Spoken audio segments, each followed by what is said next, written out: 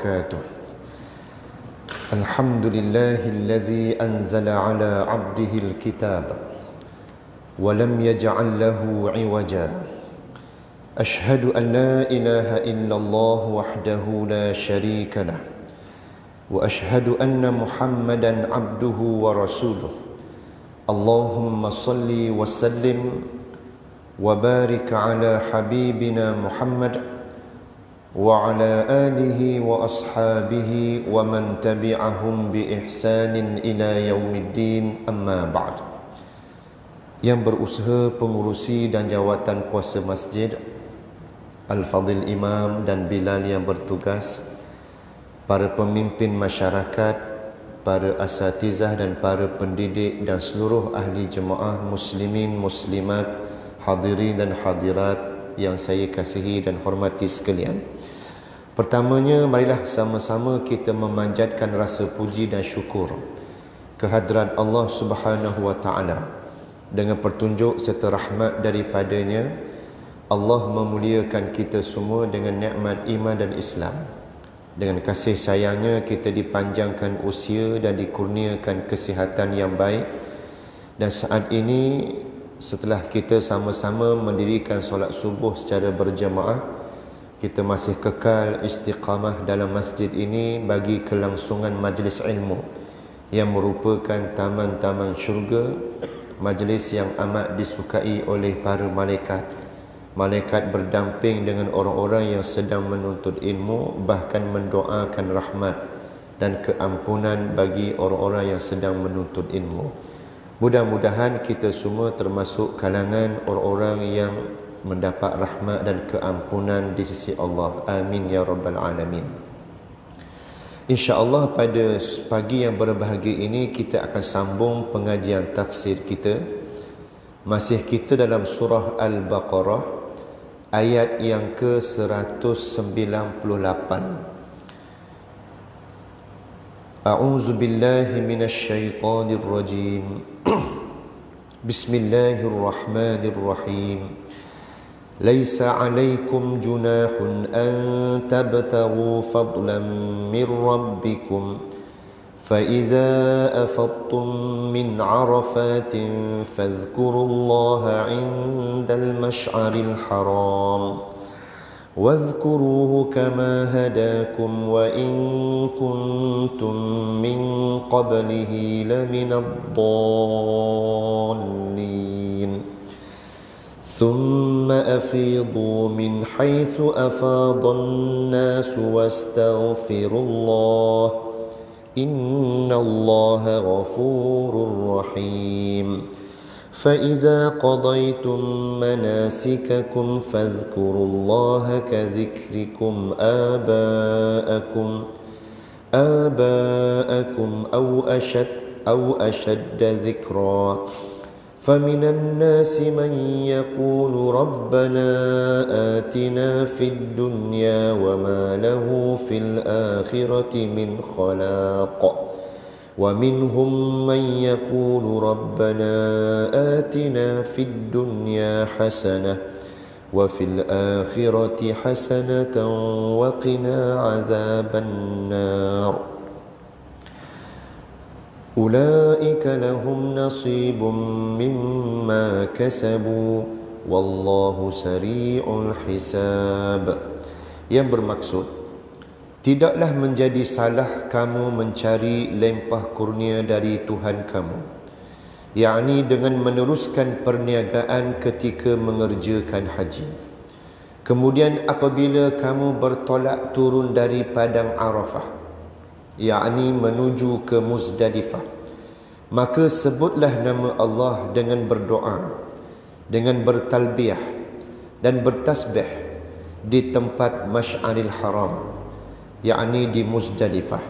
Dan ingatlah kepada Allah dengan menyebutnya sebagaimana ia telah memberikan petunjuk hidayah kepada kamu.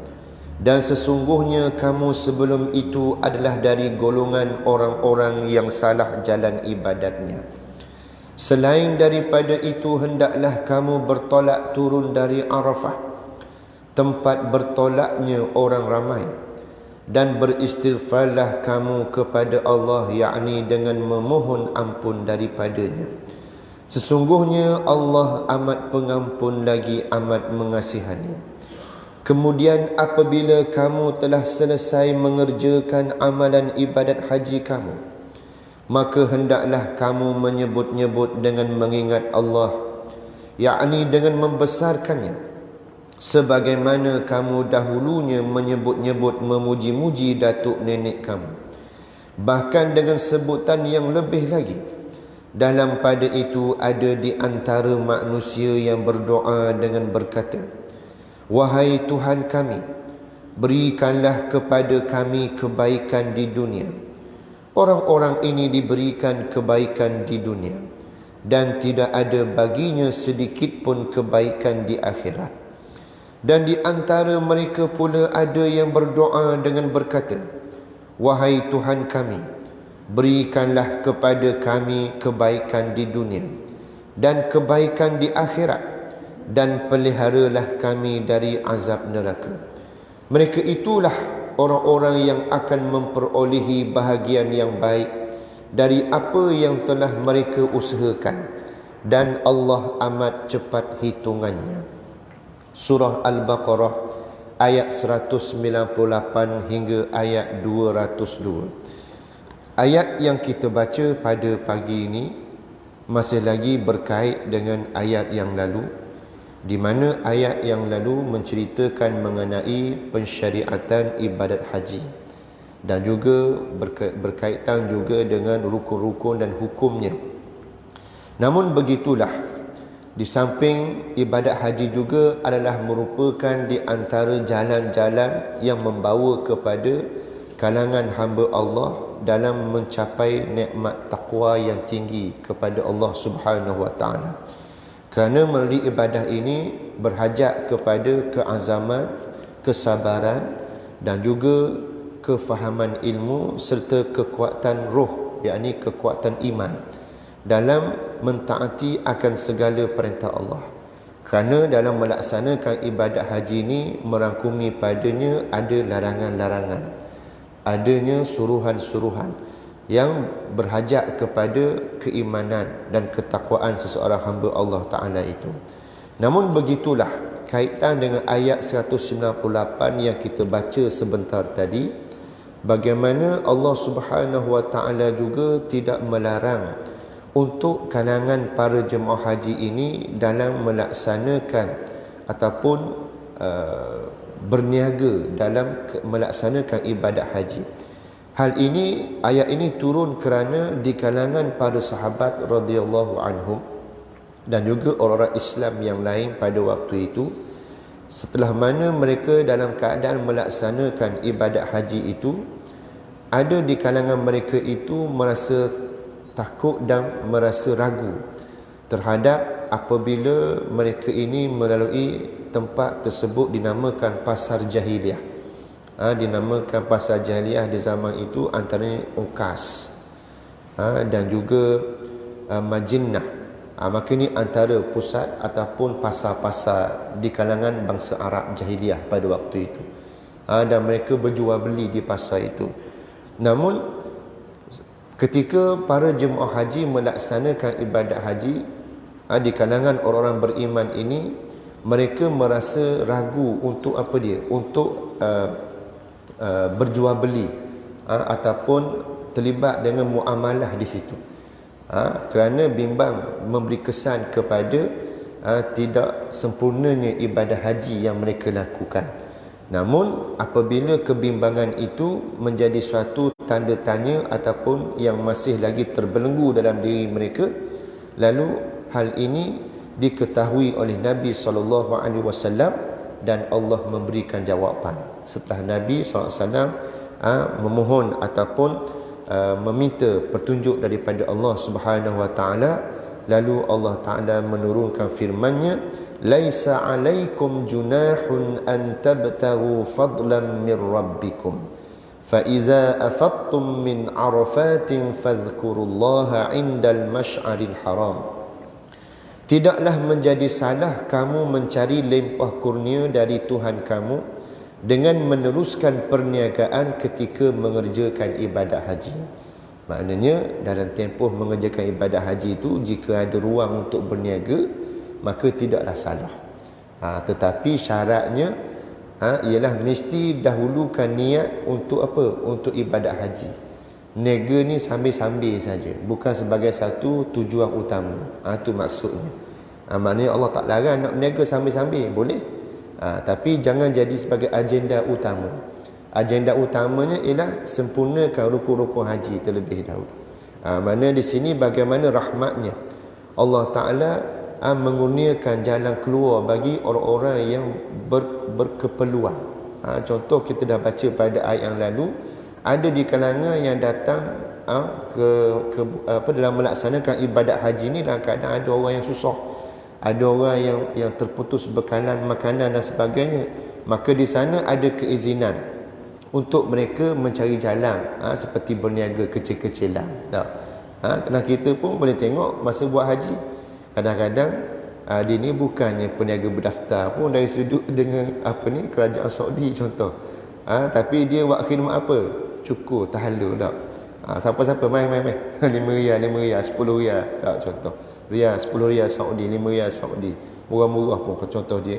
Mana bidang terjun boleh je dia berniaga. Banyak, bukannya sekepala je Allah kepala ke dia tak? Jemaah haji berapa orang, berapa ribu tak? Berapa juta ada. Maka lagi siapa Allah kepala, bayangkan 5 riyal. Dan kalau kata 100 orang kali 5 banyaknya dah boleh dah bekalan dia tak?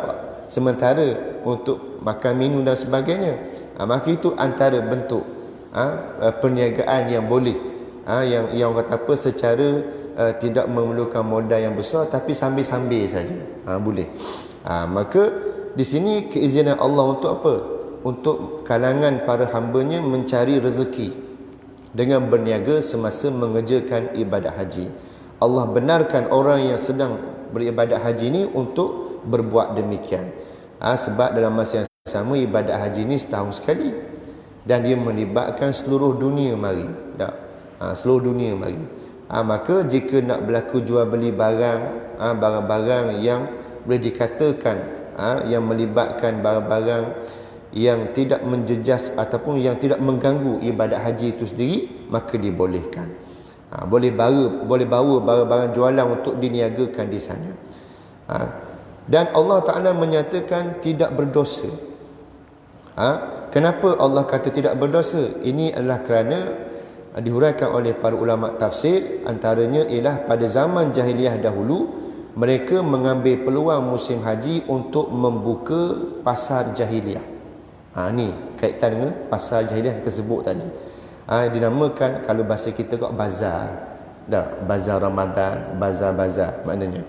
Lalu mereka buka bazar, pasar ni secara besar-besaran, membuat pertunjukan dan juga berniaga besar-besaran. Jadi apabila mereka masuk Islam, di kalangan mereka ni ada yang takut dan rasa perbuatan itu kalau mereka teruskan lagi, maka mereka rasa berdosa.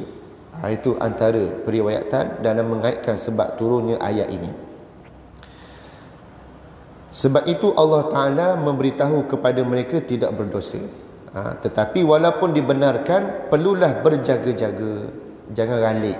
Walaupun diizinkan berniaga, tapi jangan lari pada matlamat. Sehingga ralik ni sebab ada manusia dia ralik.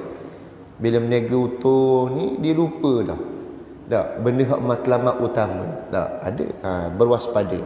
Boleh berniaga tapi dalam keadaan jaga. Berwaspada, masih lagi dalam sempadan dan batasnya, dan jangan jadikan sebagai tujuan utama pula. Maka sebab itulah Allah Ta'ala menyebut laisa alaikum junahun, tidak menjadi salah, tidak menjadi dosa jika kamu nak mencari limpah kurnia Allah dengan berniaga ketika melaksanakan ibadat haji. Dan di sana juga perkataan afadha, faiza afattum min arafatin, dalam kalimah menyatakan afattum tu maksudnya fad ni melimpah, kalau ikut dari sudut bahasanya.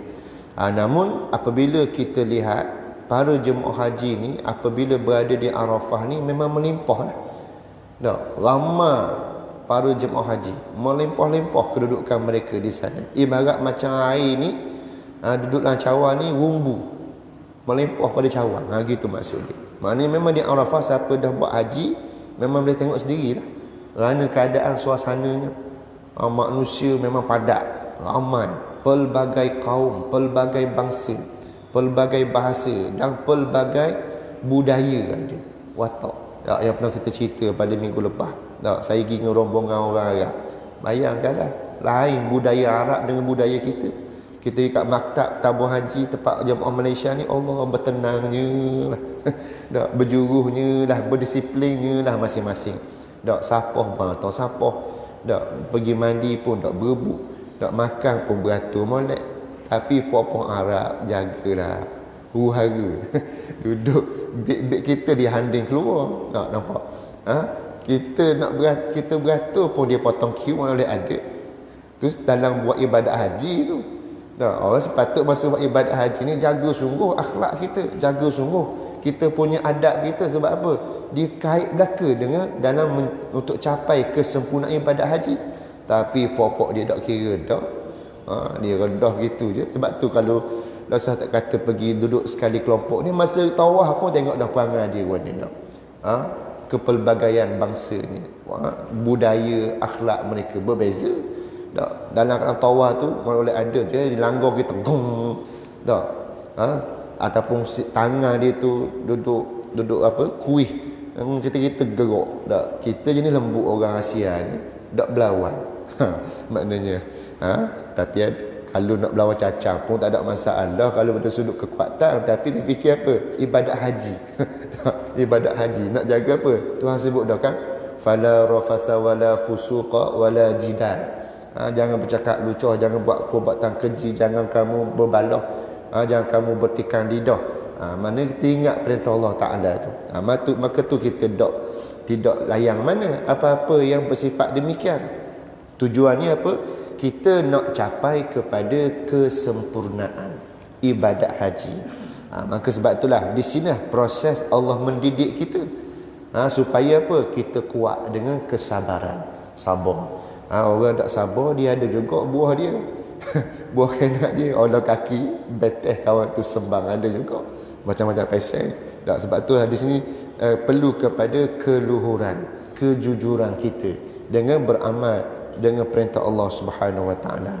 Dan Arafah juga disebut Arafah sebab apa? Di sini adalah bersempena nama ataupun tempat untuk kita manusia mengenal Allah Taala. Bila kita berada di Arafah ni, memang di situlah doa antara yang mustajab. Kita berada di sana. Tempat kita betul-betul rasa kerdil mendekatkan diri kepada Allah. Kerana di sana kita dapat rasa perasaan kita macam gambaran hari mahsyar.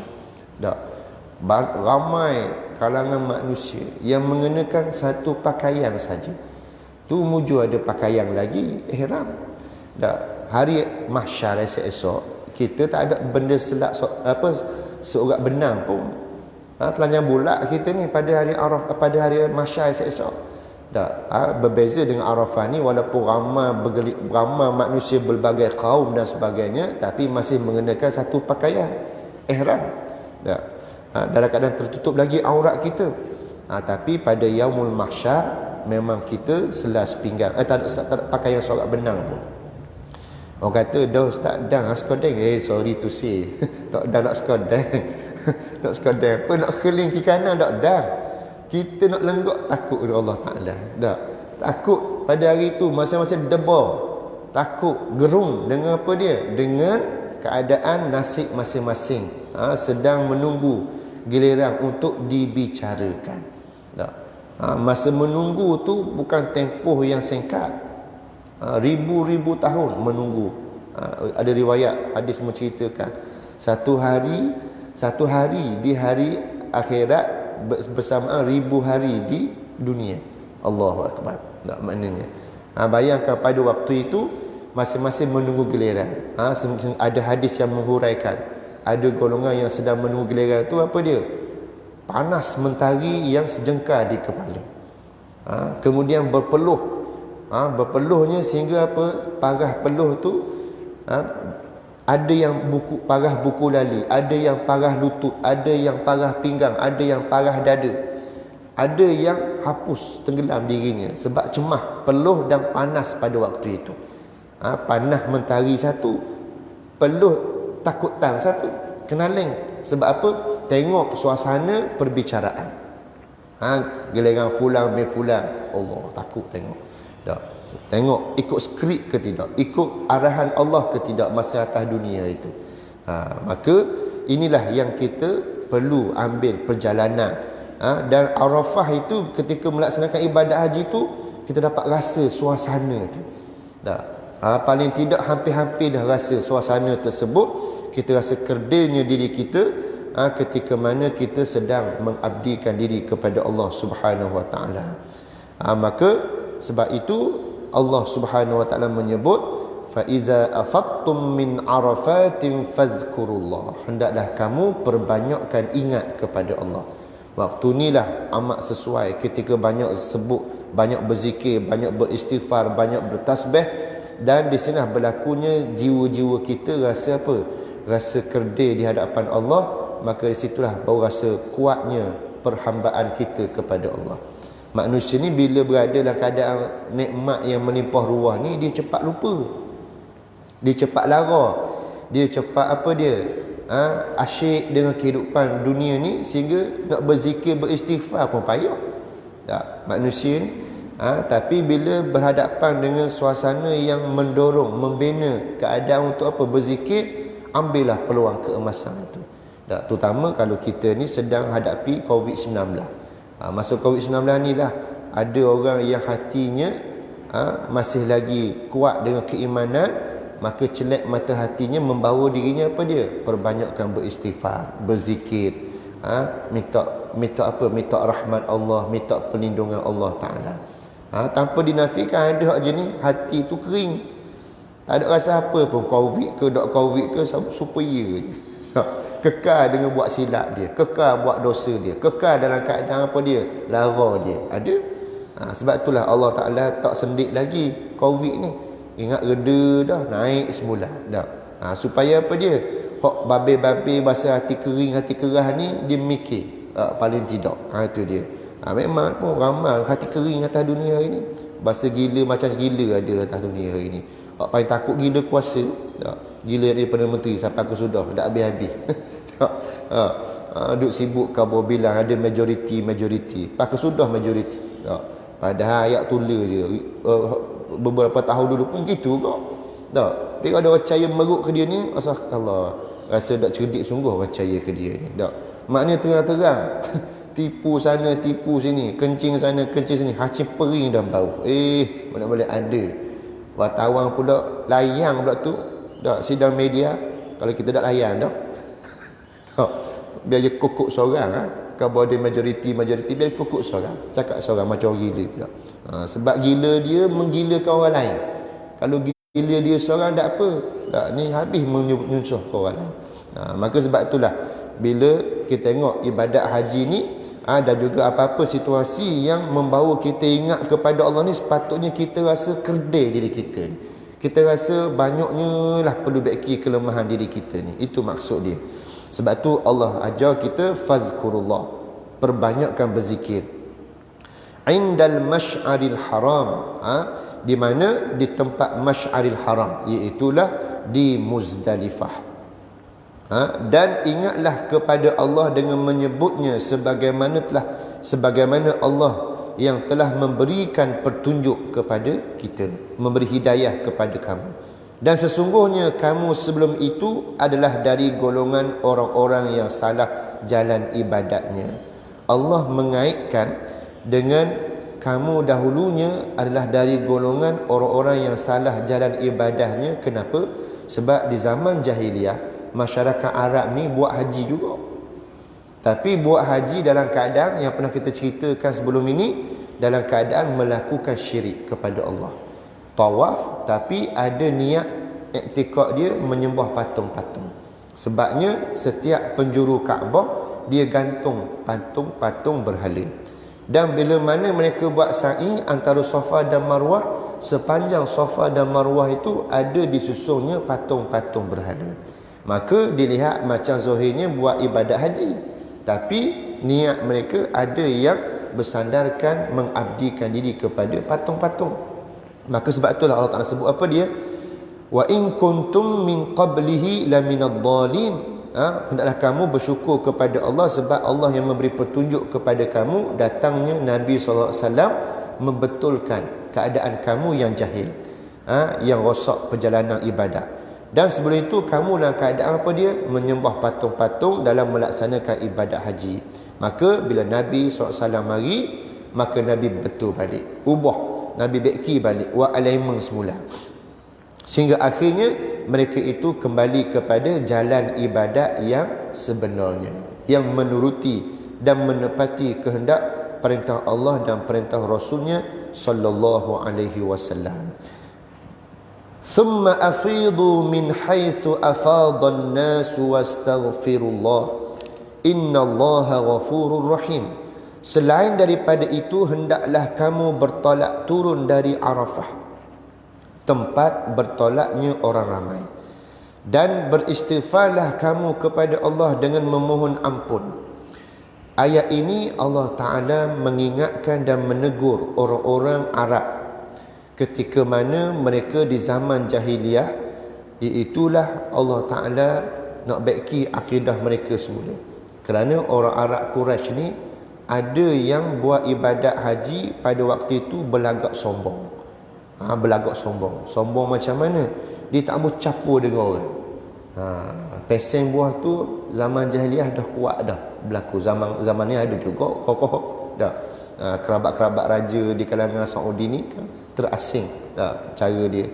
Tapi begitulah hakikat berlaku. Mereka ni popok Quraisy ni dalam keadaan mereka rasa mereka ni bangsawan. Mereka merasakan mereka kedudukan yang mulia. Lalu mereka ini dalam merasakan mereka orang yang menjaga Mekah. Memang bangsa Quraisy ni orang yang masyhur dengan apa? Siqayatul hajj. Musim haji dia minum, makan minum kepada jemaah haji. Sampakah hari ni kita tengok ada di kalangan orang Quraisy, keturunan Quraisy yang kaya-kaya ni, mereka meneruskan adat mereka, tok nenek moyang yang mereka buat itu. Lalu maka mereka ni meletakkan dakwaan bahawa mereka tidak perlu berkumpul di padang Arafah dengan orang-orang lain. Maknanya dia tak ambuh dengan orang lain.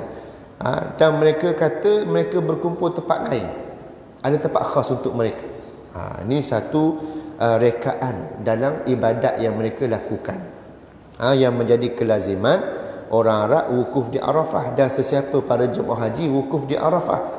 Tapi popok Quraisy ni dia buat alasan dengan mengatakan kita wukuf di Muzdalifah. Dia nak asing pada orang. Maka inilah perbuatan mereka ni ditegur. Allah Ta'ala turunkan ayat sehinggalah perbuatan mereka ini ditegur oleh Allah Subhanahu Wa Ta'ala. Dengan Allah Ta'ala mengatakan bergerak turunlah dari Arafah, sebab Allah Ta'ala telah pun menegur kesilapan mereka ni. Orang Quraisy ni, mereka ni merasakan mereka mulia, lalu mereka kata tempat wukuf mereka di Muzdalifah. Itu. Mereka juga buat bid'ah. Bid'ah ni benda yang direka-reka dalam beramal, dalam beragama. Mereka telah buat amalan dan syarat mereka sendiri. Maka perbuatan mereka yang mengatakan berwukuf di Muzdalifah tu ialah satu bid'ah, satu rekaan. Sebab tu kita dalam buat amalan, dalam ibadat ni tak boleh kita main buat pandai-pandai. Rasa sesuai je, rasa macam hebat je, tak. Rasa macam bijak je, tak. Tapi tidak ada dalil dalam mengharuskan dan membolehkannya, maka tak boleh kita buat. Takut jadi apa? Amalan kita termasuk amalan bid'ah, tak, benda yang tidak ada sandaran. Sebab tu kita jangan main-main dalam bab gini. Contoh kesilapan masyarakat kita dalam bab cukur jambu. Contoh ada orang yang menyangka itu ialah satu sunnah, dia kata. Tak, cukur jambu. Cukur jambu macam mana? Main buat berzanji siapa ke, Sekat sejam berjanji tak. Lepas tu dia pusing budak ni sampai ke pusing keliling. Tak, hak ni potong sikit, hak ni potong sikit, ni potong sikit. Maka itu Nabi tak pernah suruh buat. Hak tu adat je. Adat kita. Maka kalau nak buat terpulanglah. Tapi jangan kata itu sunnah. Bila buat lesek je kata sunnah Nabi, punah selalu kita. Jadi bid'ah selalu. Tu maksud dia.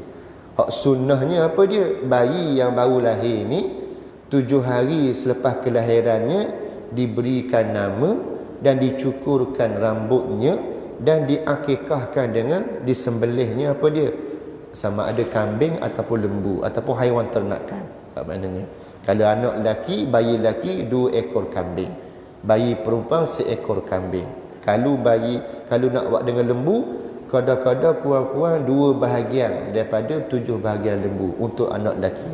Sebahagian lembu daripada 7 bahagian untuk anak perempuan. Maka itu kaedah dia. Maka main cukur-cukur jambu, ada main buah-buahnya pula ni, tu semua adat belaka. Pun ada unsur-unsur adat daripada Hindu pun ada. Maka kita kena betul kefahaman situ. Sebab ada saya duduk perhati ada orang kata, Nabi suruh buat begini. Salah. Jangan buat gitu. Itu salah. Maka nak teruskan juga buat terpulang, tak ada masalah. Tapi itu adat je lah. Tak. Kita kena fikir juga nak buat gitu sampai ke kat sejam berjanji, duk pusing haruk ke budak tu. Takdir budak tu boleh cakap, dah lah pening pada aku pusing ni. Tak, contoh. Orang hadis itu pula buat lepas Zuhur pula ataupun lepas Jumaat pula, perut ceruk lapar ni. Sejam duk berjanji, nyaknya kawan tu dah. Kita doain lah. Nak buatlah waktu yang sesuai. Nak janji boleh buat awal sikit. Maknanya lepas-lepas orang selapang pagi dah ke, buatlah pukul 10 terpulang dah, boleh dah. Sebab orang lapik perut dah. Ni buat Zuhur, orang lapar perut nak makan. Tak sejam dia duduk tunggu berjanji. Allah parah. Tak, bukan boleh pahala pula, boleh dosa, boleh cemuh. Allah lambat bimbang. Maknanya benda-benda gini perlu kepada ilmu, perlu kepada kefahaman. Ini salah satu contoh dalam masyarakat kita lah. Maka sebab itu hal ini ada kaitan belaka. Mesti kita tak boleh memandai-mandai dalam pelaksanaan amal ibadat. Mesti bersandarkan kepada dalil, bersandarkan kepada perintah Allah dan perintah Rasulnya sallallahu alaihi wasallam. Dan ayat ini juga Allah Ta'ala menyebut wastaghfirullah. Hendaklah kamu perbanyakkan beristighfar kepada Allah, memohon ampun. Kenapa? Sebab dahulunya kamu sangka kamu itu mulia. Ini nisbah pada ayat ini ditujukan kepada pokok Quraisy tadi. Waktu tu kamu masa kamu mulia, kamu kena wukuf di Muzdalifah. Lalu Allah Ta'ala kata apa? Bila kamu dapat hidayah ni, kamu dapat teguran ni, kamu dapat bimbingan yang betul ni, hendaklah kamu beristighfar. Perbanyakkan mohon ampun kepada Allah di atas kesilapan kamu yang mereka-reka ibadat, yang menokok tambah dalam ibadat. Walaupun ayat ini nisbah khususnya turun kepada pokok Quraisy dalam menegur kesilapan mereka, di sini kaedah ulama mengguna pakai al-ibratu bi umumil lafzi la bi khususis sabab. Iktibar dan pengajaran diambil daripada lafaz yang umum, bukan sebab yang khusus. Maknanya Allah Ta'ala juga jadikan ayat ini pengajaran kepada kita. Jika kita ada melakukan kesilapan, terlanjur di atas kejahilan kita, maka bila kita sedar kesilapan kita, hendaklah kita perbanyakkan beristighfar. Beristighfar. Sedangkan Nabi SAW sendiri pun beristighfar 70 kali ke 100 kali sehari. Maknanya tu setara Nabi confirm syurga Allah, confirm dipelihara daripada terdedah melakukan dosa. Kita ni tak confirm masuk syurga lagi. Kita ni belum dapat jaminan yang kita terpelihara daripada dosa-dosa. Maka sepatut kita lagi banyaklah lebih istighfar. Tapi sebab laranya kita ni sehari tu nak boleh cukup 70 kali istighfar, kelak gambar. 70 kali ke 100 kali sehari, jauh sangat-sangat kita ni. Sebab apa? Sebab hiburan kita kiri kanan depan belakang atas bawah. Hiburan yang melekakan kita, termasuk ni Android smartphone ni. Zikir WhatsApp semua. Kita ni istilah baru, zikir WhatsApp. Tak dan kita. Ha, nak berzikir istighfar hari-hari, Allah jauh sangat. Tak. Hak suka dengan Facebook, suka dengan TikTok. Tak. Nanti dia jadi masa dia tu nak fokus berzikir tu jauh. Tak. Sebab ini cabaran kita umat akhir zaman. Tapi kalau kita mampu mendepani ataupun menghadapinya dengan keadaan kita berteraskan ilmu dan kesedaran ni, besar pahala kita. Sebab benda ni ujiannya berat tau. Contoh macam WhatsApp, Facebook, TikTok, YouTube apa semua ni, benda yang memang orang tak sedar tanpa dia terheret, terjebak dengan benda-benda ni. Tak, dia leka je. Tak. Tapi kalau kita ni mampu fokus jaga diri kita ni, besar pahala. Tak, besar pahala. Kadang-kadangnya pun istighfar lah, banyak-banyak. Sebab Allah Ta'ala pun mengajar dan mendidik orang-orang Quraisy tadi supaya apa dia? Mereka beristighfar. Sebab sifat Allah Ta'ala itu innallaha ghafurur rahim. Bagi Allah, sesungguhnya Allah itu Maha Pengampun, lagi Maha Pengasihani. Maknanya Allah sentiasa memberi ruang, Allah sentiasa memberi peluang. Maknanya kita ni tengok sifat Allah, pemurahnya Allah, penyayangnya Allah. Kita buat warna-warna silap pun, jalan taubat, pintu taubat sentiasa terbuka. Kita manusia ni sama-sama kita buat silap, kadang-kadang belum tentu hak kita buat salah dia tu dia nak maaf kita, belum tentu. Tapi Allah Ta'ala ni raja segala raja, buka semua pintu taubat untuk kita walaupun kita banyak buat silap. Tak, maknanya maka kita kena faham sendiri dah dalam keadaan kita ni. Bila dah Allah Ta'ala beri gitu keadaan, tapi jangan kita ambil kesempatan pula. Tak apa, lepas ni buat dosa pula, lepas tu minta ampun pula, buat dosa pula, minta ampun pula. Hak jenis gini ulama membahaskan apa dia ni, bahasa sengaja dah ni, ambil peluang. Maknanya maka kalau begitu keadaannya, ada ulama membahaskan jika dia buat dosa patut minta ampun, dia buat dosa minta ampun, buat dosa minta ampun dalam keadaan dia sengaja, dalam keadaan dia orang kata apa, ambil peluang kesempatan, maka ulama mengatakan dosa-dosanya tidak diampunkan Allah Ta'ala, sebab dia sudah bermain-main dengan pintu taubat yang Allah Ta'ala kurniakan. Sepatutnya maksud pintu taubat di sini ialah bagi mereka yang terlanjur, mereka yang tersalah. Bila sebut ni, benda yang dia tak sengaja. Sebab mungkin lemah iman dia, lemah kekuatan roh dia untuk kuat berpegang dengan perintah Allah, dia terpedaya dengan persekitaran, maka dia pun salah, terlanjur. Itu maksud dia. Dia boleh ada ruang untuk bertaubat. Tapi hak ni dia tak salah pasal sengaja. Tahu dah dosa, tak apa, lepas ni tak minta ampun lah. Tak. Atau dia buat pula, tak ampun pula, buat pula. Ni tak boleh. Ini tidak mendapat tempat keampunan untuk mereka. Maka sebab itu Allah Subhanahu Wa Taala membuka pintu taubat kepada para hamba-Nya. Fa iza qadaytum manasikakum fadhkurullaha ka dzikrikum aba'akum aw ashadda dzikra.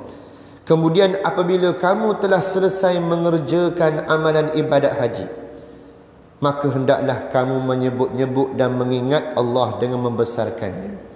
Ayat ini Allah Subhanahu Wa Taala masih lagi menceritakan mengenai manasik haji ataupun berkenaan dengan ibadat haji, yang mana Allah masih lagi menegur sikap jahiliah pokok Arab.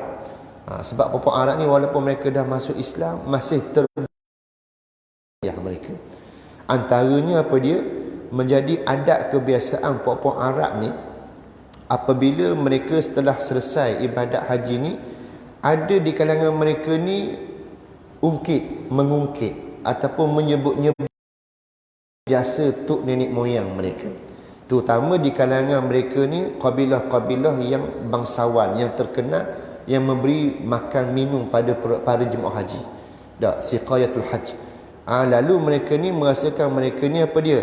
Mereka ni rasa hebat. Lalu mereka ni menyebut-nyebut, membilang-bilang apa yang mereka buat, kebajikan yang mereka buat.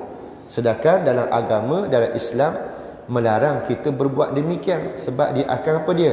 Menghapuskan amalan kita. Sebab dia sudah pun merasa bangga dengan apa yang dia lakukan. Maka sebab itulah ayat ini Allah menegur para orang Arab daripada tidak meneruskan amalan jahiliah mereka. Mereka sebut-sebut, ni tok aku buat ni, sampai kala ni aku pun sambung balik apa yang tok nenek moyang aku buat. Maka tujuan apa disebut? Nak bangga-bangga, nak kabur, dia buat ni. Maka Allah Ta'ala kata, tak boleh. Hendaklah kamu ingat membesarkan Allah, menyebut-nyebut Allah lebih banyak daripada mu bilang tok nenek moyang. Mu kena bilang, sebut Allah Ta'ala itu lebih lagi berbanding kamu membilang-bilang jasa tok nenek moyang kamu. Itu mesej daripada ayat ini. Dan dalam kalangan mereka itu ada yang berdoa, faminan nasi man yaqulu rabbana atina fid dunya wa ma lahu fil akhirati min khalaq. Di kalangan mereka itu berdoa kepada Allah ketika melaksanakan ibadat haji ini dalam keadaan apa dia? Mereka hanya minta kebaikan dunia sahaja. Tidak, mereka ni minta kebaikan dunia akhirat. Sepatutnya orang yang beriman mereka nak kepada kebaikan dunia akhirat, tapi mereka ni pokok yang berteraskan kepada pegangan jahiliah ni, masih lagi dengan jahiliah tapi Islam. Lalu mereka ni memohon, meminta-minta akan kebaikan dunia saja. Minta mau rezeki, tapi tak ada fikir bab berkat, tak ada fikir bab apa dia, bab untuk membantu orang dan sebagainya. Sehingga dalam keadaan mereka ni asyik dengan mengejar dunia. Maka dalam melaksanakan ibadat haji, antara doa yang mustajab ni ketika mana? Di Arafah, di Muzdalifah. Maka doa-doa mereka ni Allah kata makbul dalam keadaan itu, tapi mereka dapat dunia sajalah. Mereka dapat dunia saja. Lalu Allah Ta'ala menegur mereka supaya apa dia? Hendaklah mereka ini sedar bahawa hidup ini bukan hanya dunia saja. Kita dunia ni tempat singgah, tempat transit. Kita akan mati, kita akan tinggalkan dunia. Maka kita berhajat kepada bekalan untuk menghadap kepada dunia yang kedua, dinamakan dunia akhirat. Maka itulah dia 2 ayat sehingga 3 ayat sajalah untuk pagi yang berbahagia ini, memandangkan masa pun sudah pukul 7 lebih.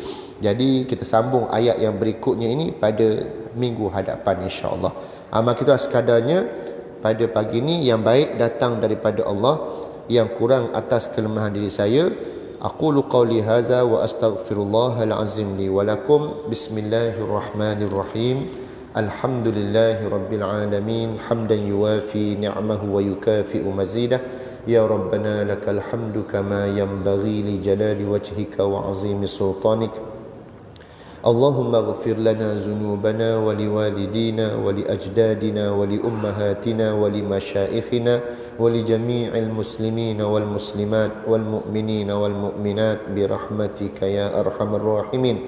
Allahumma inna na'udzubika min ilmin la yanfa' wa min qalbin la yakhsha' wa min nafsin la la yusma. Ya Allah, kami berlindung denganmu daripada ilmu yang tidak bermanfaat. Kami berlindung denganmu ya Allah daripada hati yang tidak khusyuk. Kami berlindung denganmu ya Allah daripada doa yang tak didengari olehmu ya Allah.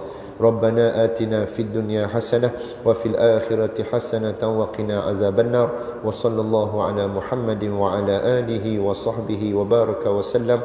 Walhamdulillahi rabbil alamin.